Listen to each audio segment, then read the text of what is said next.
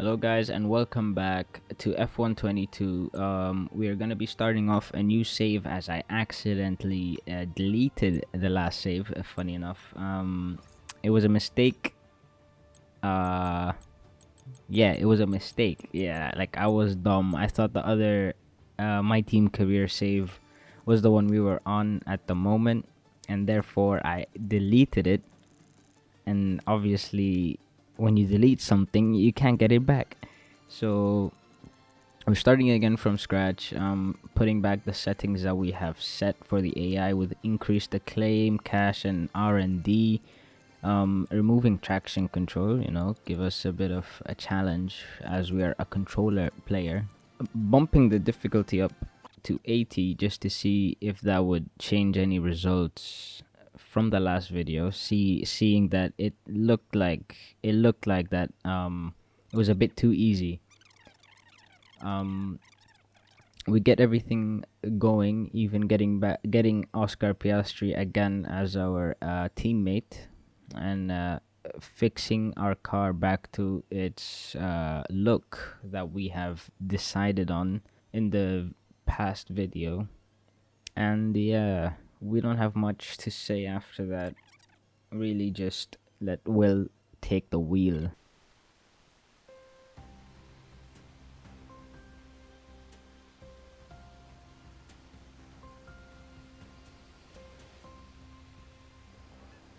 Hello folks, and welcome to this, a very special edition of Paddock Pass. We're here at the headquarters of Formula One's newest team for an exclusive first look at what they will be bringing to the sport. It's always an exciting moment to welcome a new team onto the grid. However, what makes this occasion a little more special is how strikingly different the cars are this year. Yep, the long-awaited new regulations are finally here, and with them, the start of the next era of Formula One.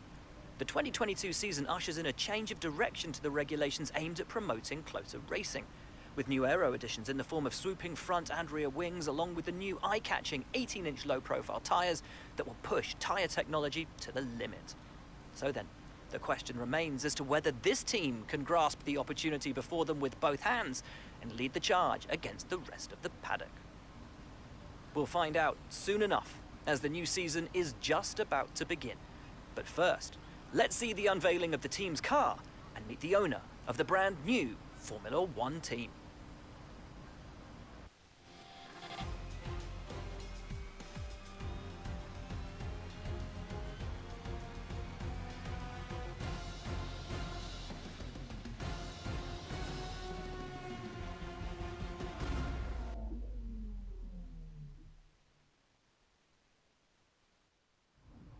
Well, first of all, thanks so much for inviting us here today. It's been wonderful to see behind the scenes.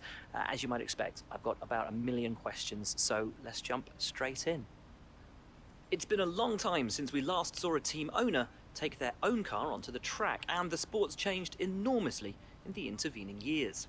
How are you going to handle the responsibilities of both managing and driving for a Formula One team? Let's talk about your teammate. Now, it's clear they're excited to have signed with you, but tell me, what is it that you think they bring to the team? So you've obviously been putting a lot of work into the car.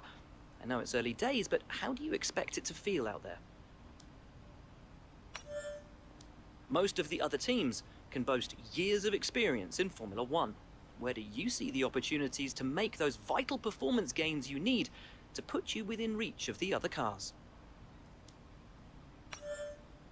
Ultimately, your success this season is going to come down to whether you can take positions from the other drivers. What is it about your car that's going to give you that edge in those battles? And finally, with so many specialist departments working together here at your headquarters, and with such an important deadline coming up, who's getting that coveted Teacher's Gold Star? Which group do you feel the most proud of right now?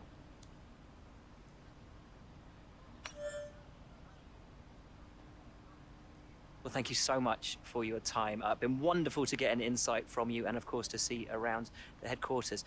Thank you for today. Really appreciate it. And thank you all at home for watching as well. We'll see you very soon. we skip practice, we go through practice, behind the scenes. We got 1,100 R&D points, making us capable of purchasing a weight distribution upgrade. Making our car a bit lighter.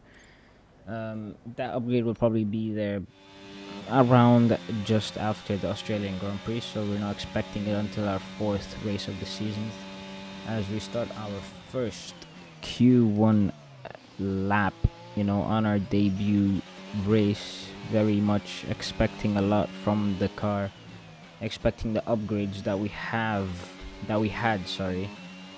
done prior to the Grand Prix useful, as we set a 131.7, a pretty decent time, but not the best. As you can see, we end up being P15 on our second flying lap, but we gain up to 6.7 tenths, 6.5 tenths over 7 tenths, and we bump up our time to a 130.9, which is good enough for P8 in Q1. We make it through to Q2. Unfortunately, our teammate Oscar Piastri didn't make it. The car felt very nice. I don't understand what Oscar was doing. I'm just joking. Really not expecting him to coming out the gates just guns blazing, setting a fastest time. But we were able to work with what we have much better than he did, clearly showing the true potential of our car. Hopefully he improves over the season. As we end our Q2 lap, DRS activated, and we cross the line, setting a 130.7. Man, these times are just improving over and over again. In our second flying lap, we gain up to 5.5 tenths. Powering to the line. Let's see what time we set. It is going to be a 130.1. We're really getting close to them high 129s. Hopefully we somehow achieve that in Q3, as we jump straight into Q3. Not much to say, honestly. I'm not really good at commentating. Probably won't commentate on the next video, because this thing has been very hard. I have been doing this over and over again for so long. It's so unbelievable. 2 hours, actually. As we round the final corner, as Carlos Sainz actually sets a 129.7. Let's see what time we set. And we set a 130.1, again similar to our last run on Q2. I think we were running scrub softs there, but we gain not much. We don't gain much. We actually gain only 5/100ths of a second, losing time at turn 10, but we gain some of it back on the corner exit as we approach turn 11, keeping it nice and clean. No oversteer. That was very good. Clean through turn 12 as we approach the final corner of the circuit.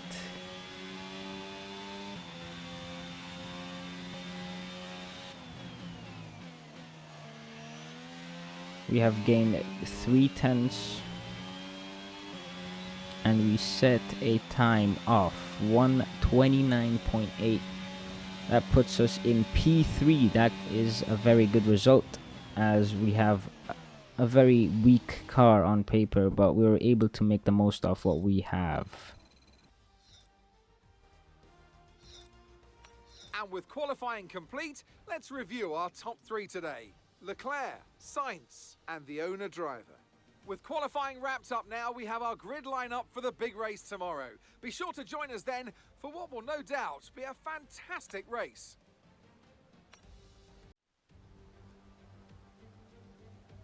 No more testing, no more practice. This is the real deal, and it's make or break here at round 1 of this year's Formula One World Championship. We go racing today around the 3.36 miles of the magnificent Bahrain International Circuit, with 15 corners and 2 good passing opportunities into turns 1 and 4. Keep an eye out for drivers locking the front left tyre into the tricky braking zone of turn 10.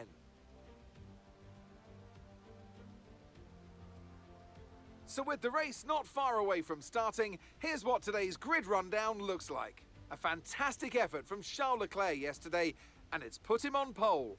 And a very happy Carlos Sainz will start second. Looking down the rest of the grid, we have the owner driver, Russell, Max Verstappen, and Fernando Alonso, Hamilton, Ricciardo, Perez, and Esteban Ocon, Tsunoda, Norris, Valtteri Bottas, and Vettel, Mick Schumacher, Joe, Alex Albon, and Kevin Magnussen, Gasly, Latifi, Oscar Piastri, and Lance Stroll brings the grid to a close.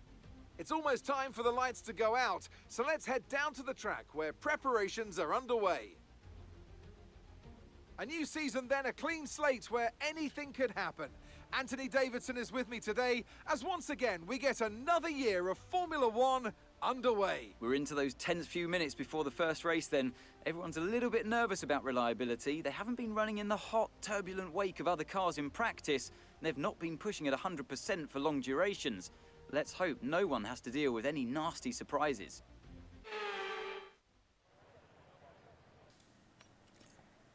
Welcome everybody to the Sunday race. We are in an exciting P3. By the way, recording different day from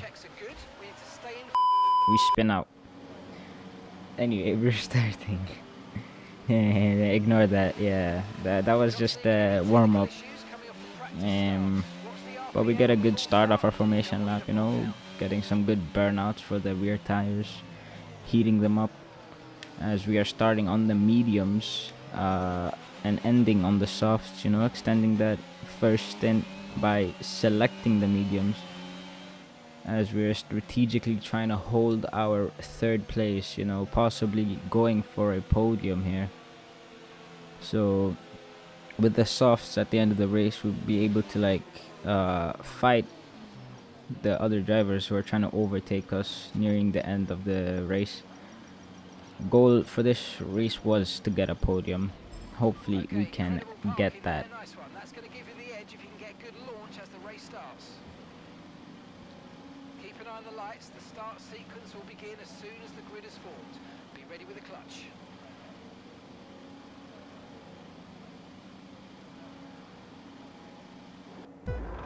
Alright, so here we go. 5 red lights for the Bahrain Grand Prix.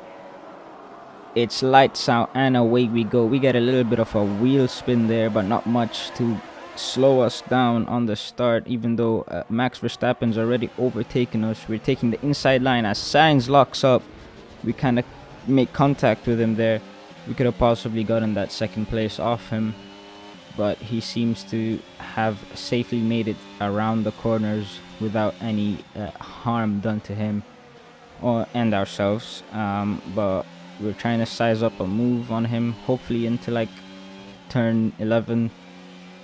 If we could catch up to him, the pace of the Ferraris is much more superior to our car at its current level. I mean, we are literally the 9th best team. We're 9th on the R&D chart, meaning we're nowhere near the pace of the Ferraris. As we are down the back straight. This is the back straight, I'm not sure, but George Russell tries a move down the inside. We hold it around the outside, kind of go off track a little bit there, but make that move work for us as we retake our third position in the race. This is all happening just on lap 1. It shows that we had a bad exit out of turn 10, but again George Russell trying to move down the inside into turn 14 and 15. Very tough for us to defend that move, but we get the slipstream. ERS deployed. We're closing in on him. We take the inside line going into turn 1 as we make the move stick, still side by side, but we take a tighter line so we can cut off any opportunities that Russell would have attacking us on the next lap. And as we approach the final corner on this second lap, seems like something has happened here. We have Charles. We don't have Charles behind us. We have George Russell right behind us, trying to size a move down the inside. We defend that very nicely by moving our car down into the middle of the track and hold our position once again. Like, we are forming up a train, as you can see on the minimap there. But this is all just so I can hold on to that podium position, you know, hoping for a debut podium over here in the 8-ball GP camp. And we do a good job of defending George Russell, who is just about 2/10 behind us, you know, very close to us. Any mistake and we might just give up the place to him, so no mistakes are allowed for us here.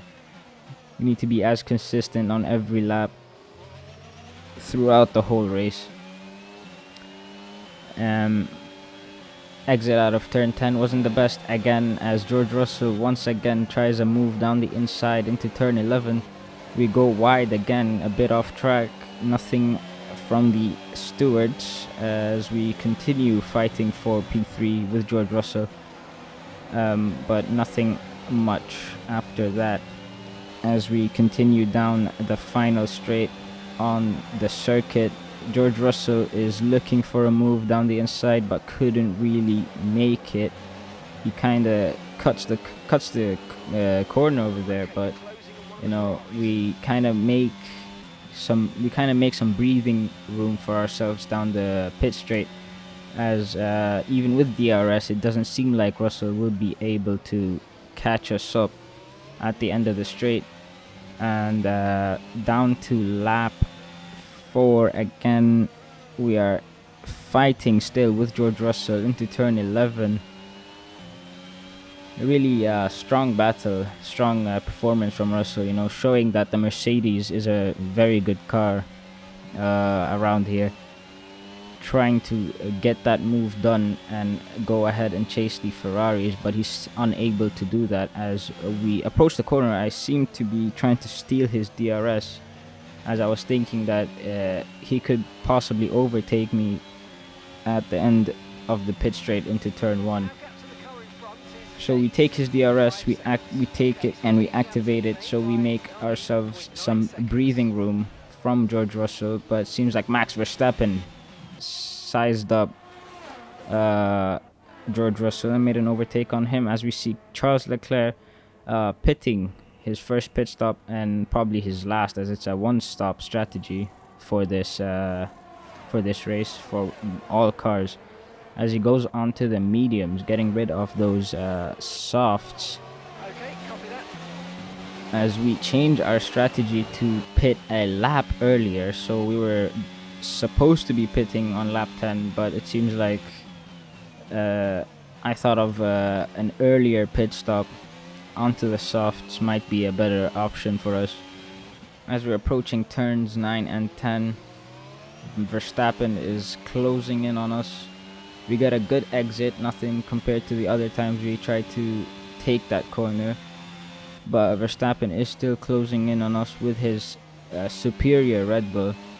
That Red Bull in a straight line is very fast, as you know, and we managed to keep him behind us on the final straight of the circuit. He is about 7.5 tenths behind, but closing in fast. He is in DRS detection range, meaning he will have DRS on the pit straight. As we see on the top left there, Carlos Sainz is pitting for his medium set of tires, as Mark just says that to us on the radio. As we are approaching our pit window, lap 9 is going to be the lap that we're going to be pitting in, as Oscar Piastri is pitting for his new set of tires, as Max Verstappen is closer behind this time. But we get a better exit off of turn 4 from him, really just managing to keep the better cars behind us. It was a very tough job, as we were trying to still fight for this, very good position, like third place. It's a very nice one, as we kind of bogged down at the exit of the turn 10 corner. And Max Verstappen is closing in fast on us, tries a look around the outside but doesn't manage, as he tucks in right behind us, as our rear end just kicks out a little bit there, almost losing control of the car, but we managed to keep it pointing the correct direction, as we also again drift out of that corner, giving Max a very good opportunity to overtake us just before the last corner, as we re-overtake him. That's a very nice move from our side, as we see Max is just going into the pits for his pit stop. So we inherit the race lead, and we have a nice bit of clean air ahead of us.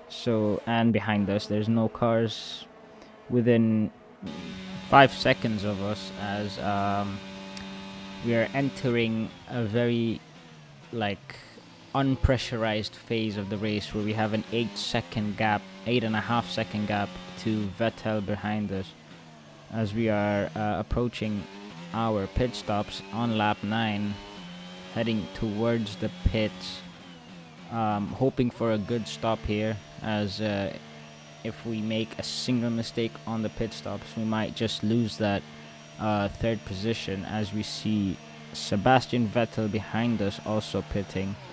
Sainz and Leclerc pass us on the pit straights as we are in the pits. As you see, Verstappen is fighting a car. I couldn't tell which one it is. It looks like it is a... Never mind, it was Sergio Perez fighting Lewis Hamilton on that minimap. We're cutting to a replay here, as we see them going 3 wide with George Russell, but still side by side into turns 2 and 3, as Lewis Hamilton now in the slipstream, breaking the slipstream, and we cut away. Good TV direction by us.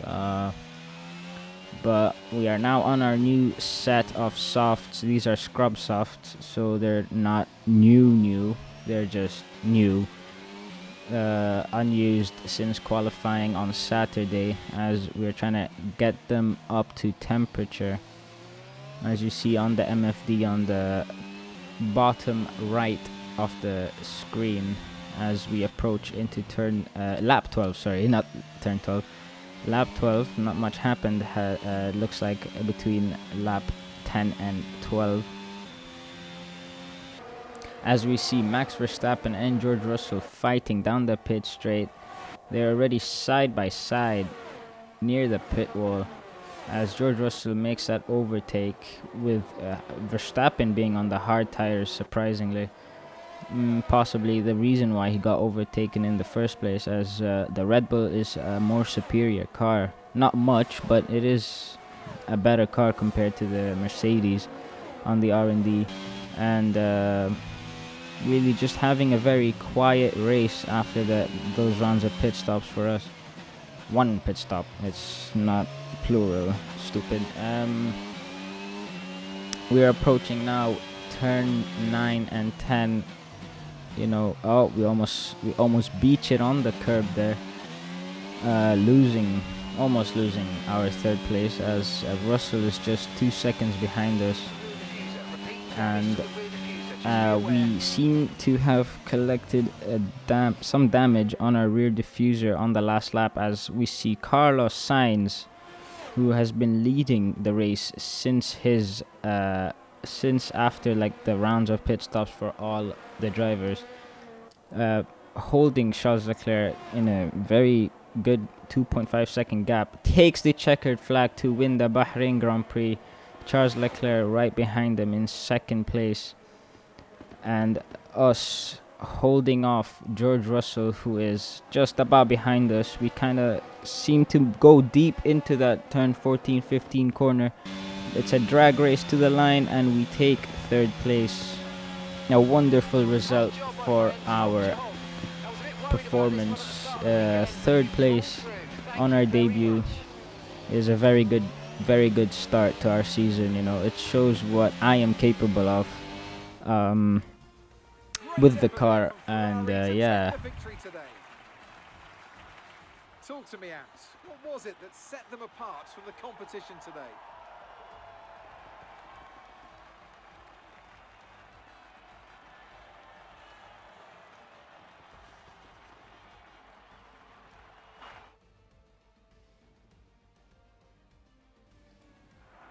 I thank you guys so much for watching this video. Please leave a like, subscribe if you really enjoyed it. Yeah, share it with your friends if you really want to. Yeah, I'm not really obliging you to, but you know, subscribing is for free. You can unsubscribe later. Yeah, thanks so much for watching. You can probably wait till the end or skip till the end of the video to check out some of my other videos that might be on display at the end screen. Yeah, thank you so much for watching once again. So let's review the driver's standings. And with his performance today, Carlos Sainz assumes the top spot in the championship standings. Some amazing talent out on the track today. But Anthony, who would you pick as your driver of the day? Daniel Ricciardo certainly impressed me today. An incredible performance. It's time to see how things are shaping up in the Constructors' Championship. Ferrari take the lead at the top of the table. Well, what an end to another fantastic weekend of racing. Thanks to everyone who joined us, and we'll see you for the next one.